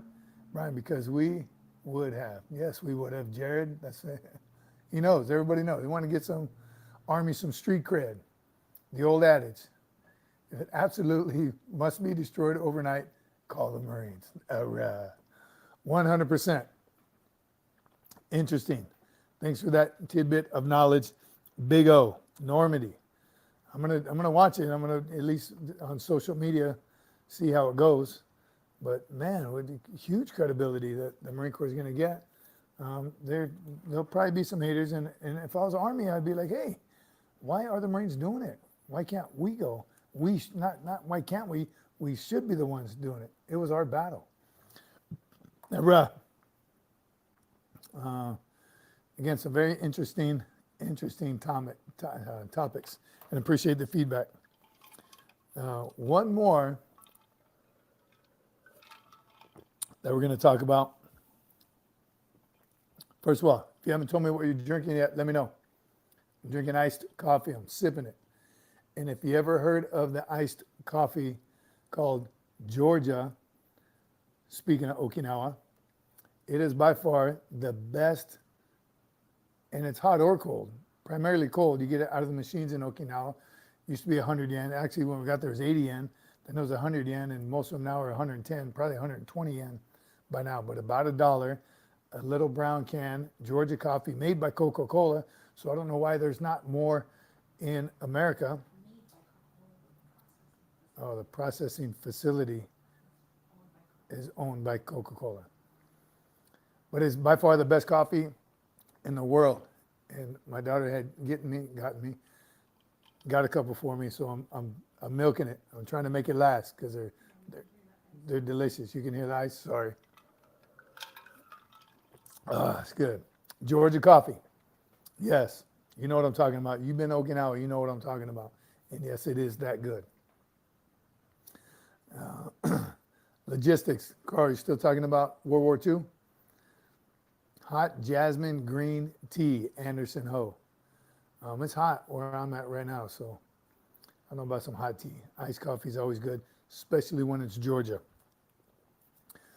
All right, the other hot topic that, again, is all over social media, a couple of them, but this one is something they're getting ready to roll out in the Marine Corps to get experience in technical fields like intelligence and counterintelligence and AI, cyber patriot. That's a cyber warfare, the cyber community. Okay, we need to, and we're training Marines. We have Marines in it, and they're doing well. But what the Marine Corps' idea is, and I think they are. I don't even think it's a question about it. But to get highly trained civilians to join the Marine Corps and continue with the cyber training, cyber warfare. So how do we get them? How do we get those highly trained individuals that are civilians that went to college 4, 6, 8 years, whatever, and they're awesome at it? We need them in the Marine Corps. The Marine Corps' idea is that to include them into staff billets, I would just make them an E7, gunnery sergeant. Here you go, this technical expert, this civilian who's got all the knowledge we need, and it will enhance our capabilities as Marines, and that part is great. We got to keep up with the times. We got to do what everyone else is doing. Things change, people change, economy changes. Everything that evolves, we have to evolve with it. And then not to be a dinosaur and try to do it the hard way, we have to evolve with them. Got it. But they're talking about making a civilian into a gunnery sergeant, a Marine, E7. See a problem with that? Those gunnies out there, those of you that did earn the rank, first of all, let me back up. To earn the title, right? Earned, never given. That's where that phrase comes from. You got to earn the title, first of all. Boot camp or OCS. If you haven't earned that Eagle, Globe, and Anchor, you shouldn't be wearing it. It's going to be hard to try to convince me otherwise, and I have a feeling this community will feel the same way. But to someone who hasn't earned it, what's the big deal? Give him a uniform, make him a gunny. He's an expert at what he does. One, train our gunnies, train our Marines, more intense training. Send them TAD for a year, 2 years, whatever it takes to become that expert. Or in the meantime, while we're waiting, have those specialized experts join a unit, headquarters somewhere up in Quantico, wherever you're going to put them as a civilian. You want to put them in a uniform, pick one. Call them a technical sergeant. Give them a different name instead of gunnery sergeant. Because here's what's going to happen. Somebody's not going to know after a while. They'll get comfortable. They'll learn the lingo after a while. But again, look at your typical gunny right now. And I know I call everybody the backbone, but you cannot survive without the gunny. Gunny can do it all. If you saw my short about a year ago, the gunny is that guy or girl that knows a guy who can get whatever you need. He'll make it happen. The gunny makes it happen. You never question the gunny where this stuff came from, but you know you need it, and it's going to enhance mission accomplishment. That's the gunny. Makes it happen. So you come across a gunny who has been in the Corps about 2 months, barely knows the lingo. You're going to expect gunny things out of this guy. Maybe not in the cyber tech community, but the other 90% of him wearing the uniform, being a Marine, a gunnery sergeant. So hard to understand how that meeting went down. Who was in that meeting? And who's the one that said, I got an idea? And others to say, I think you're onto something. Make them gunnies. I don't understand it. And that one's going to have to be, and I think from the articles that I read, it is happening. They're done talking about it. They're going to do it. Do benefits come with that? BAH? And when that individual retires, do they get retirement pay? Do they get the almighty ID card? There's so many questions about how you're going to pull someone off the street to make them a gunny or her. The band we talked about, the president's own, similar, but they're just in the band. They don't do anything outside of the band 24/7. And there's limited benefits that they do receive also in the president's own. Not the unit bands, just the president's own, and what it takes to be able to join or be accepted to the president's own. But same question, could ask, what do they get retirement? What benefits do they have? Well, you're talking about a cyber Marine I mean, you're going to be deployed, right? Are they deployable? Do they know how to fire a weapon? Can they qualify? Can they do all the things a gunny needs to do? Very interesting to me. And again, I wonder how it would be how do you write a fitness report on that? If you're a company commander, right, battalion commander, you're the RS reporting senior or the reviewing officer, how do you write on 6 gunnies when one of them has, again, been in the Corps 6 months, never went to boot camp, never did any PME, his professional military education, never done the PFT or CFT, right? What about standards? What kind of standards are they going to have to, are they going to make special grooming standards for these guys? Guys, just so many unanswered questions. It kind of blows my mind. We're in crazy times. I think it was Hiram that said that. Crazy times right now. That is crazy to me. I don't understand it. Be interesting to see how that plays out and what it's going to do to morale. Right? Are we hurting that bad that we need? Again, make them we have that. We have the system in place already. Contractors, that's what they're called. They wear civilian clothes. Yes, some, depending on what their contracting job is, they do have a weapon. They get they qual on their own system. They got a 9mm and an M4, whatever their job is.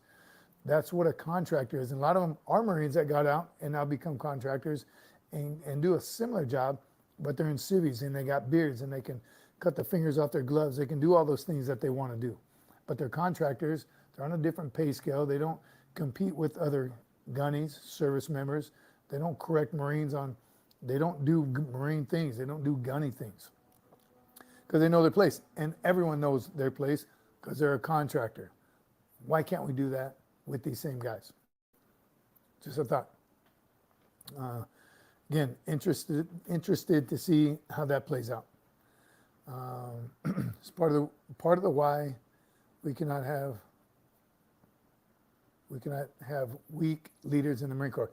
Amen, Jared. I'm telling you, and that's, man, today's society. It just, are we getting weaker as a society? Is there weak leadership?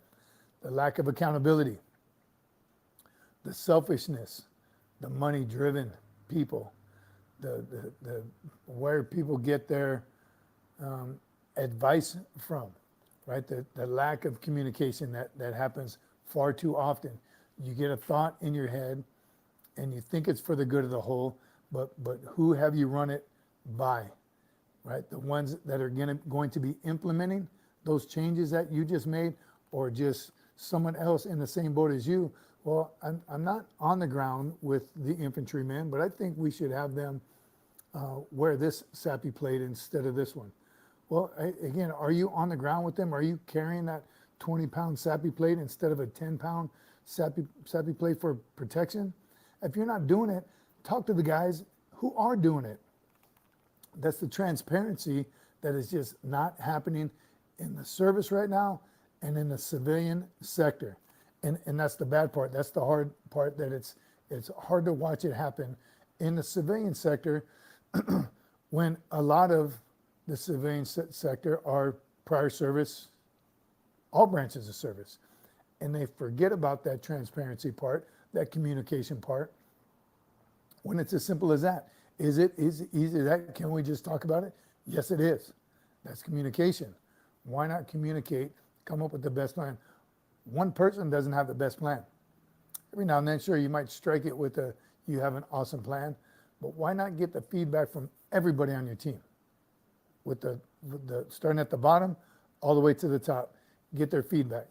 Might be the same, might be way off the mark. Something might come up that you never even thought about. My favorite story like that is the one about they couldn't get all their vehicles under this bridge. I've told it before. If you haven't heard it, on a combat patrol, vehicles come up to a bridge that was too short for their vehicles. Boom, they would have hit it. They couldn't get under it. So all kinds of commander, blow that bridge up. Well, it takes time, effort, all your demolition. Is that really the best solution? Blow the bridge and we need to get through right now.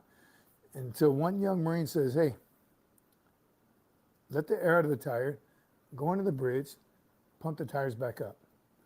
Save time, effort, money, just by communicating with your team. Find the best solution. You don't always have it. Transparency. Can't tell me Marines are capable of cyber junk. I'm with you, Jared. I think we probably do pretty well. Is there some things that, or some people that are smarter than I think all the branches of service? We can't, that's why we do outsource certain things. And we call them contractors. They get benefits, they get paid well. And that's the other thing. Who in the civilian community with those qualifications in cyber security or cyber junk, I like how you said it, Jared, someone with that amount of schooling and could easily get a six-figure job anywhere in the civilian community, whole lot safer. Why would they give up that pay to put on a uniform, cut your hair, shave your face, and have to deal with Marines? Obviously, there's some that would, oh my God, you mean I can just instantly be a Marine? Hell yeah, hurrah, send me, hoorah. So there's some that would obviously take the advantage of it and aren't money driven. That would be a great contractor. Get that guy or girl that is motivated to be able to work with Marines, not pretend to be a Marine, but work with the Marines and enhance our capabilities in warfighting, in cyber junk. Where's the problem? I don't get it. Jerry says, but don't we already have intelligence? Yes. Counterintelligence? Yes. UAV operations and whatnot. We have all of it, Jerry. And we're pretty sophisticated. Last couple deployments, sat in some meetings like, wow, I didn't even know we had this type of stuff. So your average Marine doesn't even know. The capabilities are incredible that we do have. But I'm guessing they could be better. And again, things are advancing rapidly. Look at AI. Everything is advancing so quickly. I get it. I think the need is there. I'm not doubting that whatsoever. And we want the best people for those jobs to keep us in line with the times. But we don't have to put them in a uniform. We don't need to call them gunnery sergeant. Yeah, so Chesty's rolling over in his grave again right now. I can't believe if he saw what the type of stuff that we're talking about. Wow. All those guys, Pacific, looking at John Basilone. And again, I mean, the list goes on. What in the world could we possibly be thinking? This one? Man. Whew. All right. Off my soapbox. Let me take a drink of this delicious Georgia coffee with my SFMF cup. Yes, it's a Yeti that I put a sticker on. But we do have stickers available in our merch shop. Again, we're on a little bit of a hiatus still. We're still kind of working. Check this one out. This is a producer favorite. Let me try and work it so you can see. Is it good right there? Am I blocking anything with my big fat finger? Can you read it? Where am I? I'm doing this. All right, sorry everybody. Work with me.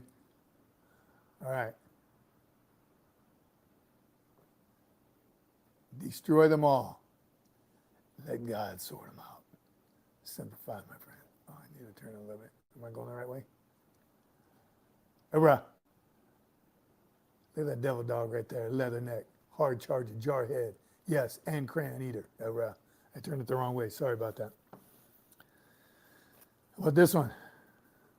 I might get on another soapbox and talk about this one. Another thing that's bothering me, and Chesty and all his counterparts would roll over.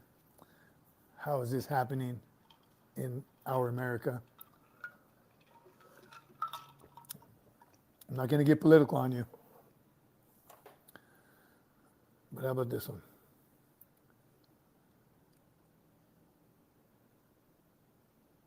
Trying to guide it. It's harder than it looks. No, ma'am. What does that mean? Who can tell me? I'm going to give you a minute. Sorry.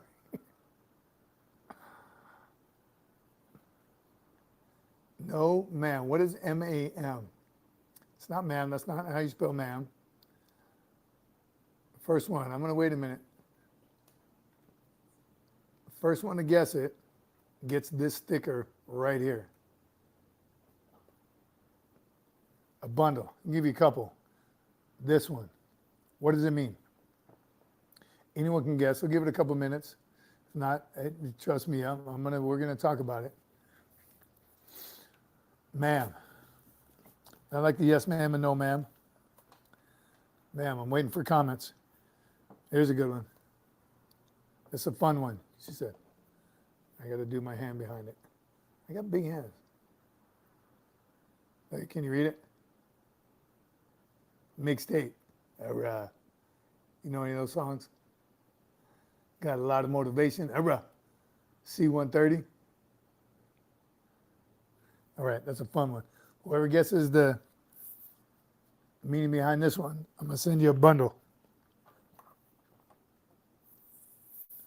One more. This one's pretty motivating too.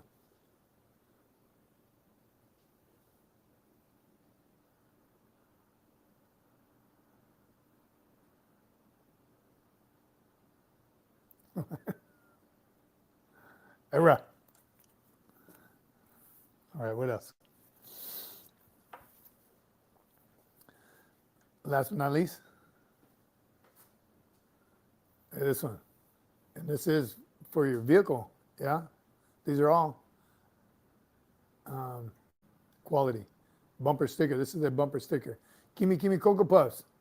Oh my God, I need all the stickers. Well, we'll see. See what kind of motivation you have. Gimme Cocoa Puffs. Ooh, yes, I'm still sore after the Murph last week. It's almost been a full week since I've been able to work out. SFMF.com. All right. Waiting on it. Who knows? Is it the right side up? What does that mean? And we'll talk about it. Talk about it briefly. Might get on a little soapbox about it. Does nobody really know? Is my producer that creative? Having a hard time with it? Yes, anyone that lives by any border would know. The southern border. Marine awaiting meals. Good guess, Jared. This one has to do with the borders. And anyone that's deployed, especially the Iraq, Afghanistan, who is a big threat? Who's the biggest threat on the streets? You saw some kids moving, you'd report it. Got some kids. Saw some older people. You'd report it for reporting purposes. Females, if there's women, again, you would report it to note it. But what group of individuals caught your attention that you had to look at twice? Look what they're carrying. Look what they're doing. They have cell phones. What could they possibly be? Brian Olea. This is a threat. Military-aged male, man.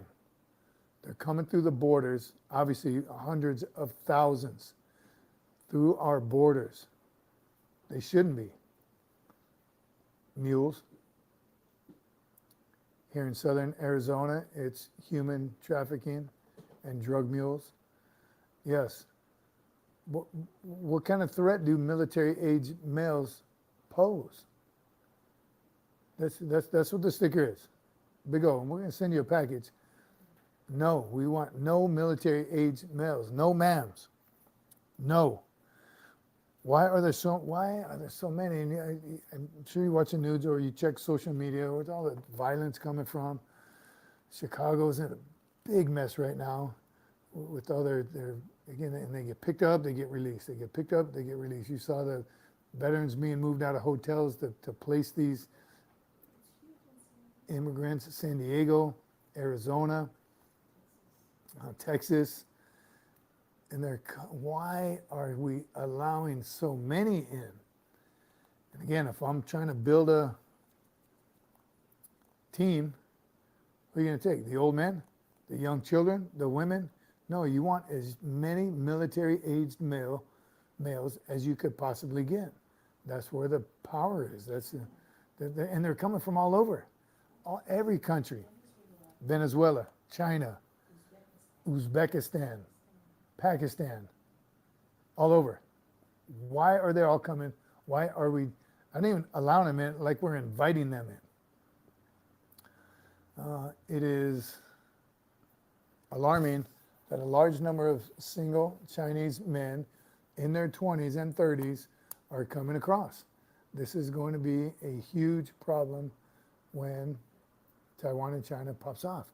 Huge, again, and they're foreigners. Again, this has nothing to do with illegals crossing our borders. As long as they do it correctly, we're all about immigration and people doing it the right way and making a living, and they make very great, huge success stories. All of our ancestors are immigrants, came over the right way, made a great living. It's these that are creating some kind of, they're sneaking in, again, by the thousands, hundreds of thousands. And where are they going? What are they doing? What are they getting ready for? They come in and you hear the stories. They get cell phones, they get credit cards, they get clothes. They get completely taken care of. Lodging. I live in the country, and out here, there's no shortage of pew pew. Pew pew, pew pew. Where at, Jared? Oh yeah, Arizona. So it's alarming. Is this going to help? Is this going to stop it? No, but it's going to make us aware. We have to be aware. We have to talk about it. We have to discuss it and be ready. Doc says they get better treatment than our vets. Doc, I'm telling you, they get treated better than our vets. And we know what our veterans have gone through. And to be kicked out of the first story I saw when they were being kicked out of a hotel room in New York, I think it was, to make room for these, what are we calling them now? They're illegals. Stephen, if you watch them in groups, they're standing at parade rest. Children don't do that. They're being trained. Military-aged males, they're being trained. Civilians don't do that. So there's something bigger going on. And that's our own government doing it. Yes, Doc. Access, ample access. Oh, I'm so sorry, Jared, if I'm messing that. Ample acres, Arizona, 12 miles west of, 35 miles west of Tucson. Eyes wide open. Eyes wide open. What I just did today, I'm relaxing all my magazines, if that's really a thing or not. I have weapons, plenty of them, and I suggest you. I told my wife this morning we need to be ready. Generators, food. Carl says it's like they're coming to start the insurrection. Why else? Hundreds of thousands of them, and who knows? The cell phones and credit cards and clothes and quarters and all that. That's just what we know what they're getting. Kind of training, right? Docs at parade rest. Or who said that? Stephen. They're standing at parade rest, so they're learning military tactics. For what? Oh, man. So yes. Told you I'm relaxing.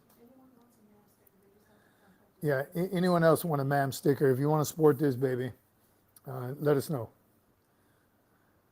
Yeah, I think our production team ordered plenty of these. People gotta open their eyes. They gotta be ready. They gotta be aware. If you don't know, I'm taking my family to the gun range next week. They have to get comfortable with firearms, protecting themselves. I don't think we're going to have the election, and it's another soapbox I can get on right now. So I asked my wife this morning, what is going on? Trump seems to believe that this is, we just got to wait and see. It's coming. It's November 6th is 5th or 6th. It's coming. It's getting crazy. Doc, on it, brother. Or to get in touch with us, DM us. That's why I'm off the grid. Good call, Jared. Being off the grid might be a thing, but there may not be a grid if we don't open our eyes and start preparing. So stock up and get better with your firearms. You never know. Which one? This one? Let's just show this one again. Yeah. T's favorite. Sergeant Cece, this is her favorite.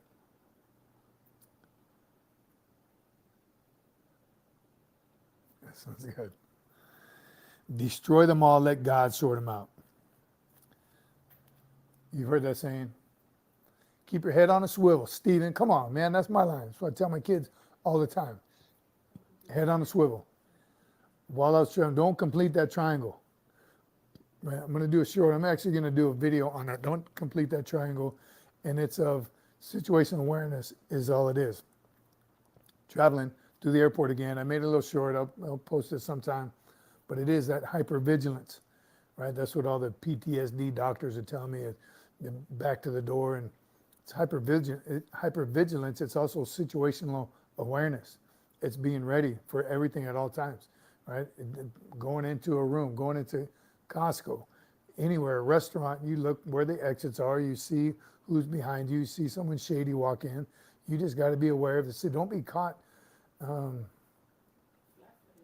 flat-footed, right? Don't let anything surprise you. Is something going to happen every time? No, but when it does, you got to be ready, and just know that anything can happen. Again, you saw that knife stabbing in, where was that one? Israelis, this media. They're getting ready for some media. This guy with a big, like an 8-inch blade, just was going off on the crew that was getting ready to film something, and then the cop that came in to help someone that just got stabbed. The cop was being stabbed in the back of his head. Finally, they shot the guy with the gun. Concealed carry or just carry, make sure you're ready. Self-awareness, says Michael's Drones. Stephen, I'm an early 80s grunt. I was told that from time. Head on a swivel. Kimi Cocoa Puffs. I'm telling you, you always got to look around. Be aware of your surroundings. Know what's going on. Jared says, I still do that.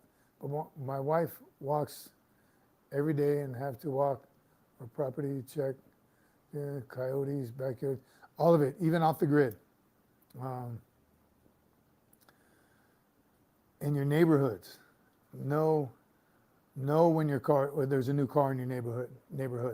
Just went to the park the other day. I saw the hose was out of place. Or no, there was just a hose at the park. I was wondering why. Sure enough, there was a homeless guy bathing over there. Harmless, sure, but you never know. Just be aware of that. Be aware when somebody new is in your neighborhood. Someone new is in an area that you just don't know. Flying, you think I don't, when they're loading the plane, I look at every single person going on that plane. So it's not racist, or it's not stereotyping. It's not, I'm just aware of everybody. Every single person that I come across, and that's a very good practice to be in. How many people how many phones I could have taken, how many people I could have taken out walking through the airport with their faces buried in their phones as they're walking, as they're waiting for their partner to come out of the head and making a head call. Just no awareness whatsoever, and it's dangerous.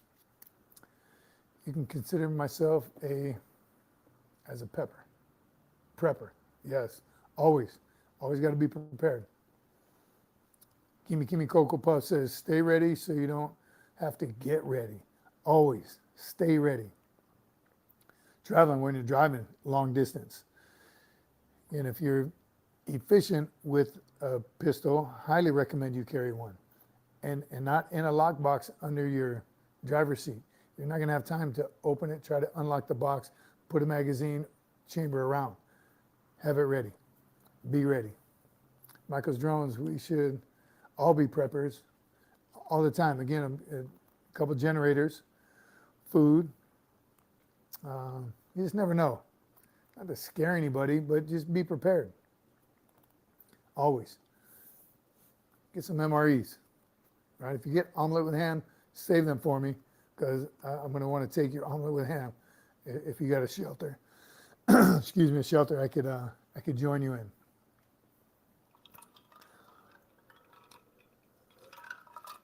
Last little bit of my Georgia coffee. Doc says, let's protect each other. Help those who need it.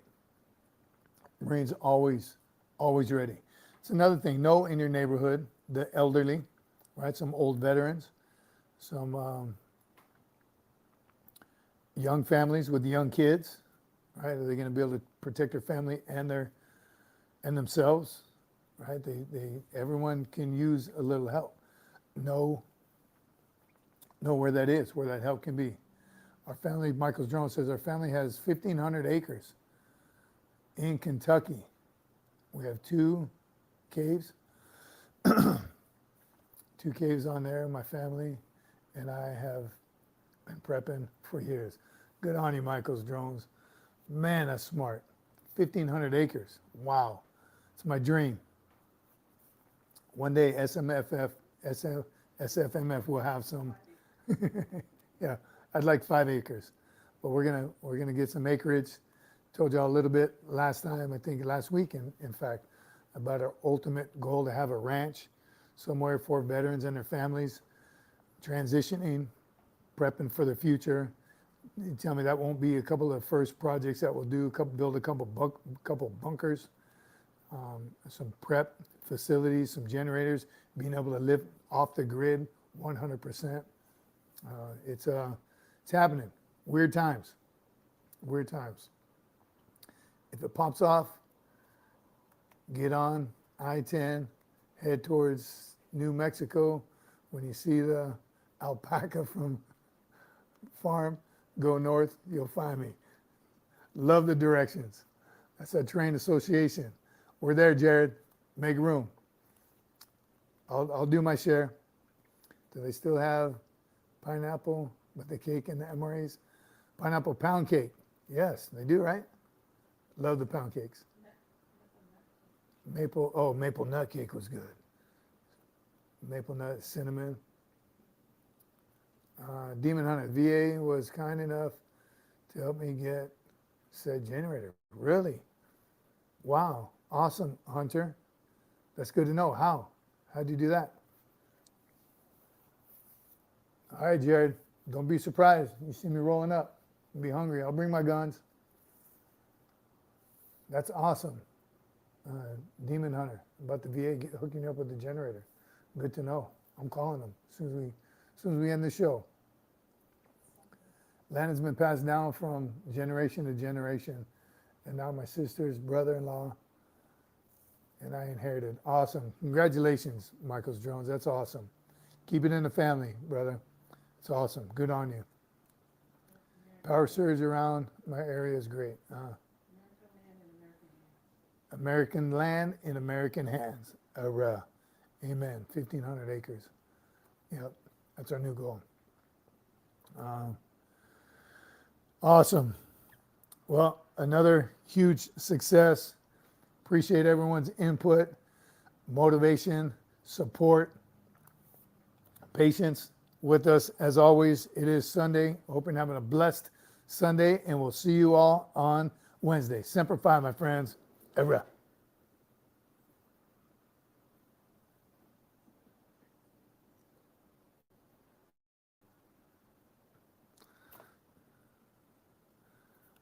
Love these guys.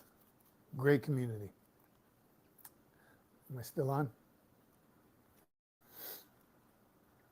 Now StreamYard, some great feedback.